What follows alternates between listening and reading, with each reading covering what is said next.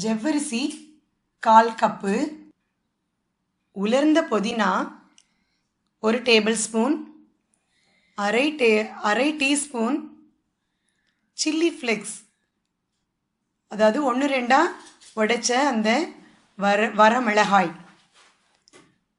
தேவைக்கு ஏற்ப உப்பு, லெமன் ஜூஸ், அதில் கொஞ்சம் டர்மரிக் ஆட் பண்ணி வச்சுருக்கேன், பெருங்காய பொடி, நல்ல கமகமன் மணம் வரும், உடம்புக்கும் நல்லது.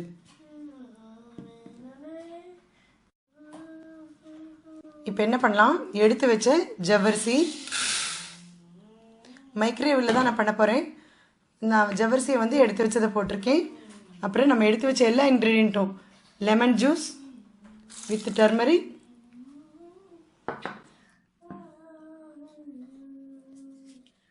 புதினா பொடி, சில்லி 1-2 உடைச்ச அந்த சில்லி எல்லாம் போட்டு எல்லாமே போட்டு கலந்துக்கணும். இப்போது எல்லாம் போட்டதுக்கப்புறம் தண்ணி நல்லா கொஞ்சம் 1.5 கப்பு நல்லா தண்ணி ஊற்றிட்டு, பத்தலைன்னா கூட இன்னும் பண்ணிக்கலாம். ஸோ அது நல்லா கலந்துட்டு மைக்ரோவேவில் வைக்கிறேன். ஃபஸ்ட்டு 3 மினிட்ஸ் வைக்க போகிறேன். நல்லா கலந்துக்கணும்.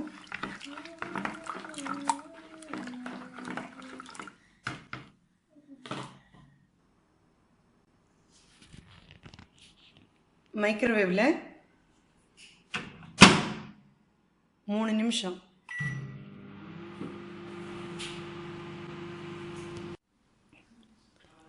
ஃபஸ்ட்டு 3 மினிட்ஸ் வச்சுட்டு, அதுக்கப்புறம் அது வந்து கொஞ்சம் வெந்தது, மறுபடியும் ஒரு 3 மினிட்ஸ் வச்சேன். இன்னும் 1 நிமிஷம் வச்சா ஈவனாக ஆகிடும்.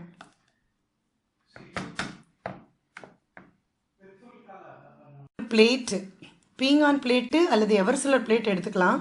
அது நல்ல எண்ணெய் தடவி வச்சுருக்கேன். அப்போ தான் வடை வந்து ஒட்டாமல் கிடைக்கும். இப்போது அந்த ஜவ்வரிசியோடது நல்லா வெந்தாச்சு.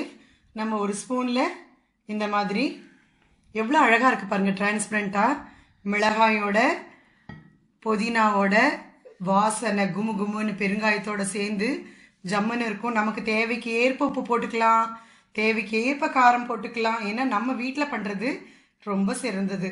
ஸோ இந்த மாதிரி பண்ணிவிட்டு நம்ம வெயிலில் வச்சிடணும்.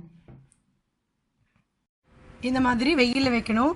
இது 3வது பேட்ச் நான் பண்ணுறேன். ஏற்கனவே பண்ணது பாருங்கள், முக்கால்வாசி உணர்ந்து கிடச்சாச்சு. ரொம்ப சூப்பராக இருக்குது, டிரான்ஸ்பரண்ட்டாக. எண்ணெயில் போட்டு பொரியும் போது ரொம்ப ஜோராக இருக்கும். வெயில் காலத்தை நம்ம யூஸ் பண்ணி இந்த மாதிரி வடாமெல்லாம் போட்டால் பேர குழந்தைகளுக்கும் சரி, ரசம் வச்சு ஒரு குளிர்காலத்தில் ரசம் வச்சு சாப்பிட்றதுக்கு ரொம்ப சூப்பராக இருக்கும். கட்டாயம் பண்ணி பாருங்கள்.